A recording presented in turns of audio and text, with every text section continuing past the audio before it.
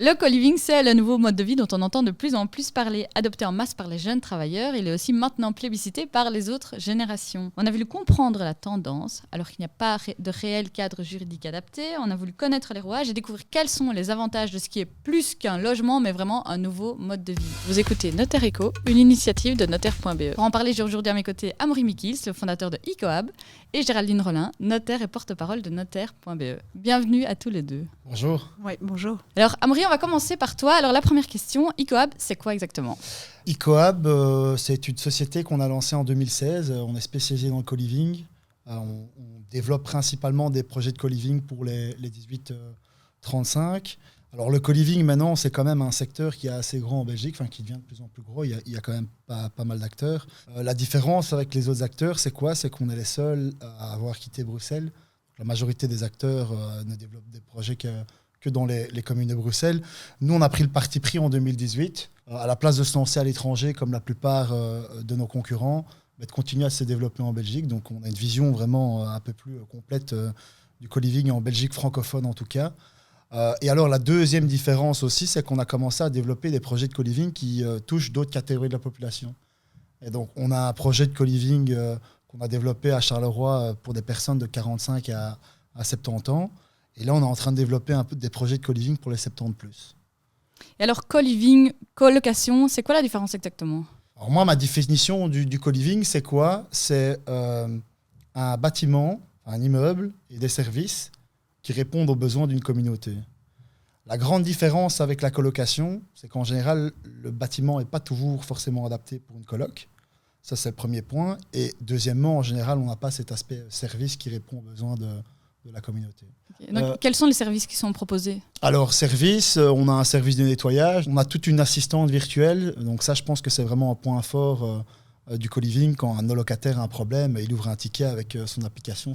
Et alors, on s'occupe de tous les problèmes qu'il y a dans nos bâtiments jusqu'au remplacement d'ampoules.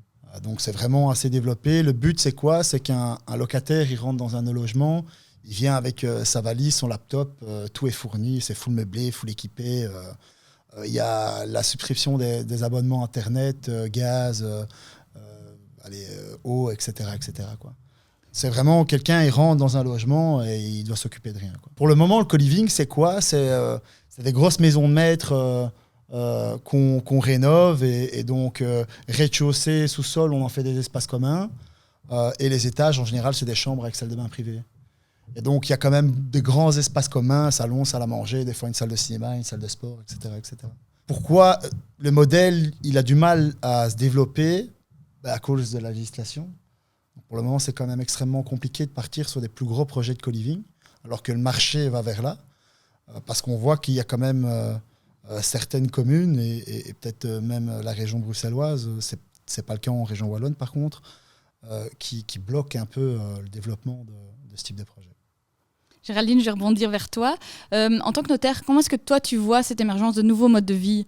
De notre côté, en fait, on voit donc des sociétés spécialisées comme celle dont on parle, qui arrivent chez nous, mais donc on a deux aspects. On a l'aspect société, évidemment, parce que c'est toujours des entités spécialisées qui s'occupent du co-living. Ce n'est pas un particulier, en général, c'est vraiment une société. Donc on a cet aspect-là, la création, la société.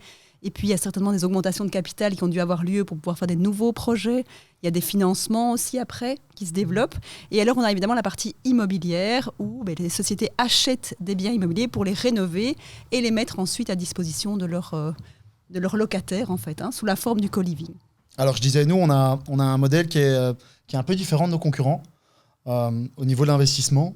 Ça veut dire qu'on n'a pas une boîte, donc Ecoab, on l'a lancé avec 910 €. À l'époque, c'était une SCRI.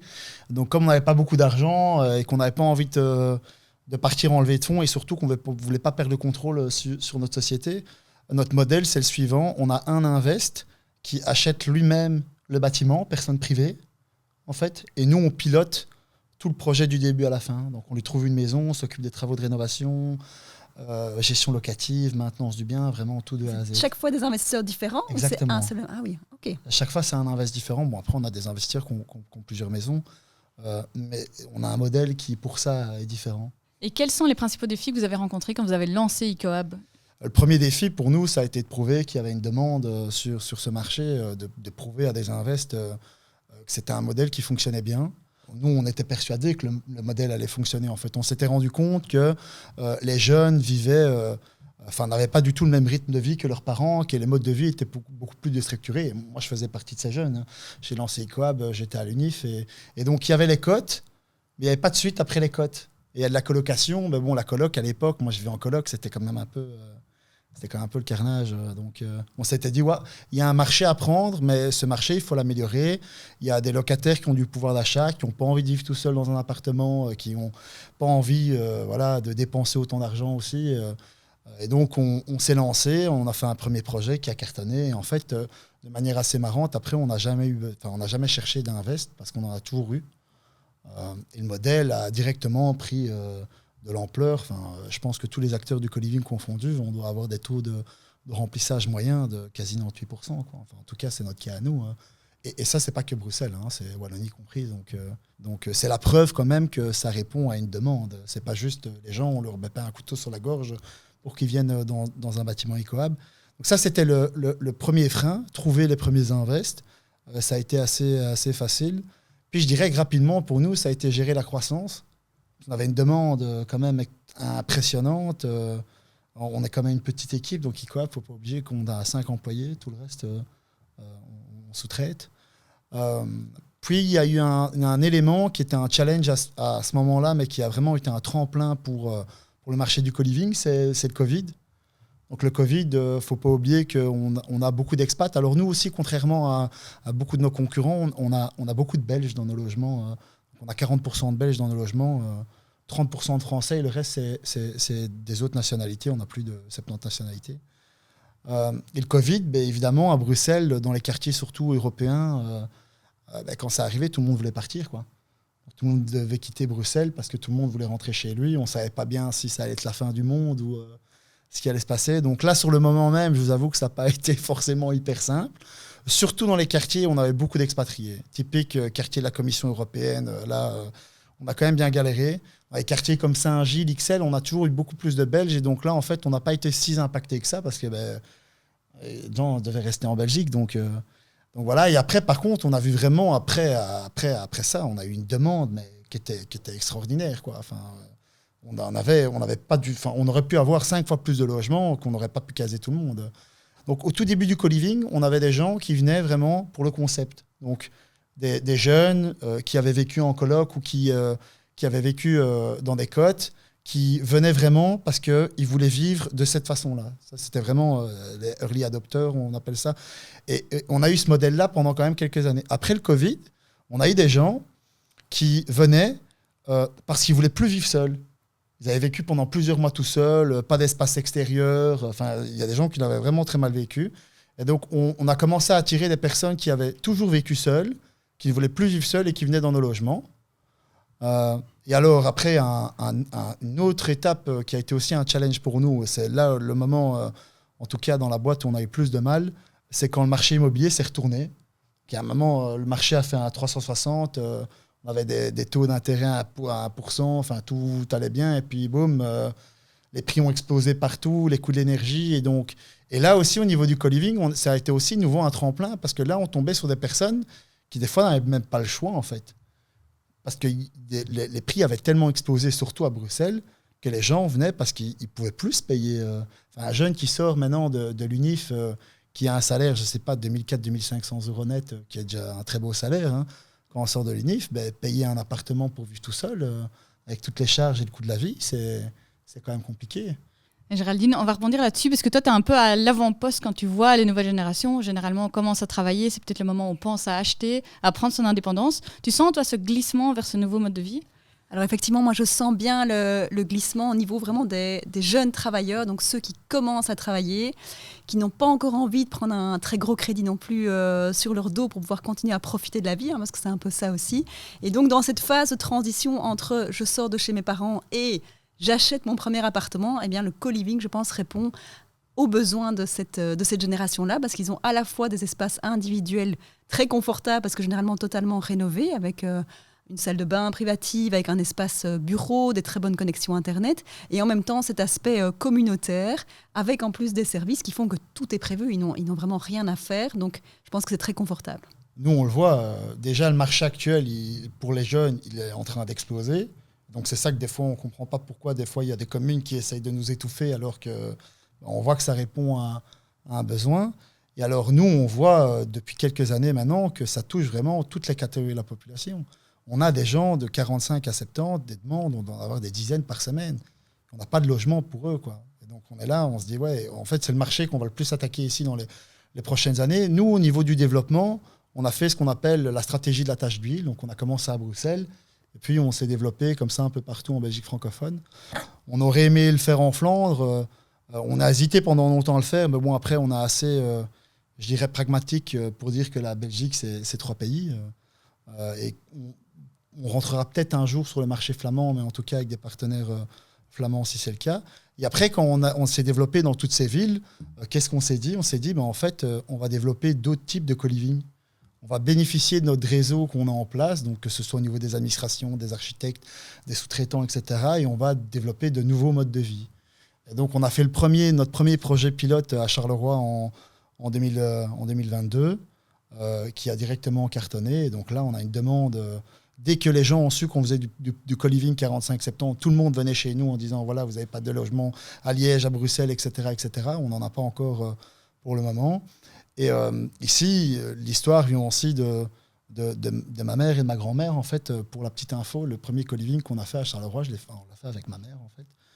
Parce qu'elle voyait bien, moi je vis dans nos maisons, donc je connais très bien nos logements. Elle me disait, toi, tu es en co-living, ça a l'air super génial. En fait, moi aussi, j'aimerais bien tester ça pour moi. Et alors, le nouveau marché qu'on attaque le plus ici pour le moment, qui est un peu différent parce que là, on ne cible plus les centres-villes purs et durs, mais plutôt les périphéries, c'est le marché des 70+. Là aussi, de manière assez marrante, c'est la catégorie qu'on a complètement oubliée, alors que c'est là où il y a la plus grosse demande, quoi. Moi, mes 2 grands-mères, par exemple, j'ai perdu mes grands-pères, mes 2 grands-mères sont seules, et en fait, il y a une demande. C'est elle qui me dit, si ça existait, nous, on ne veut pas aller dans un home, mais si ton concept pour des personnes plus âgées existait, on irait dedans, quoi.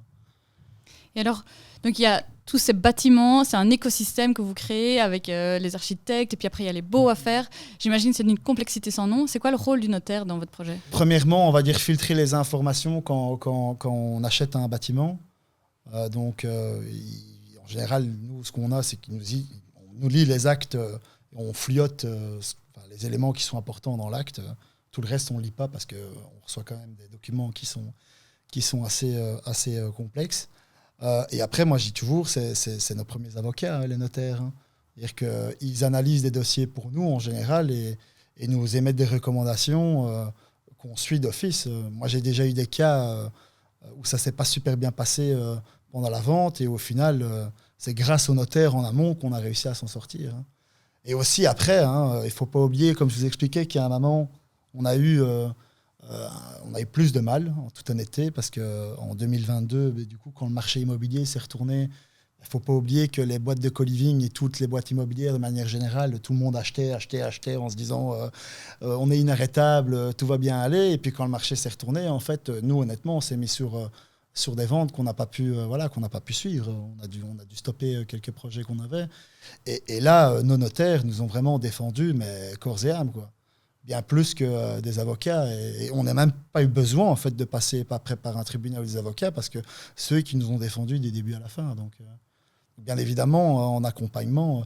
Et là, on parle pour un achat immobilier, mais je pense que c'est un peu pour tout. J'ai plusieurs sociétés. J'ai que 29 ans. C'est clairement mes notaires qui me conseillent tout le temps et qui me disent ce que je dois faire. Géraldine, du coup, si on veut se lancer, nous, dans un projet pareil, c'est quoi les implications légales spécifiques ? Pour le co-living, effectivement, en tant qu'investisseur, c'est souvent déjà des sociétés, parce qu'il y a... La question qui se pose pour le moment, c'est qu'il y a du flou, il n'y a pas de définition juridique dans aucun des codes par rapport à ce co-living. Et on voit en tout cas à Bruxelles qu'il y a déjà 3 communes qui ont émis ce qu'on appelle des recommandations par rapport au co-living et donc qui essayent de mettre de plus en plus de normes. Donc c'est sûr que si on est investisseur à Bruxelles dans du co-living, il faut quand même s'attendre à ce qu'il y ait beaucoup plus de législation dans l'avenir et que par exemple on impose la taille minimum d'une chambre, un nombre maximum de chambres, l'obligation d'avoir des espaces vélos, l'obligation d'avoir des pièces communes d'une certaine taille. Donc beaucoup d'obligations qui arrivent. On parle aussi de taxation dans certaines communes par rapport au co-living qui pose beaucoup de questions sur les acteurs qui sont sur le marché.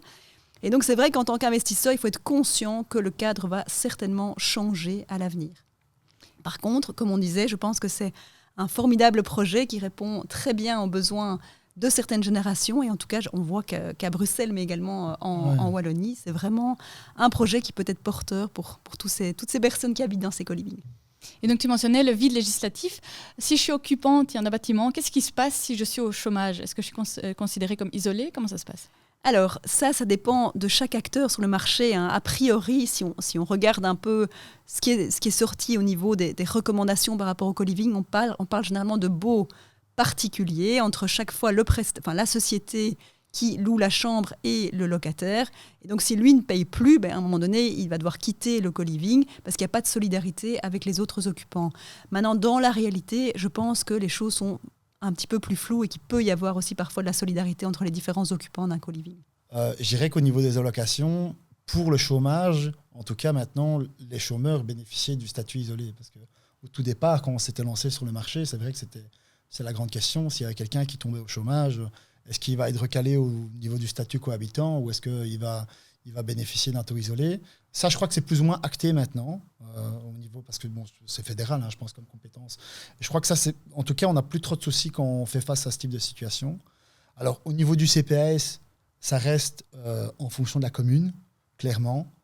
Je dirais que nous, dans les communes dans lesquelles on est actif aussi, le CPAS accepte que l'allocataire social ait un statut isolé. Oui, par rapport aussi, est-ce que vous faites des baux particuliers? Nous, on fait des baux, on fait des baux qui sont un peu spécifiques co-living. Donc, c'est un mix d'un bail de colocation avec des éléments qui sont vraiment propres.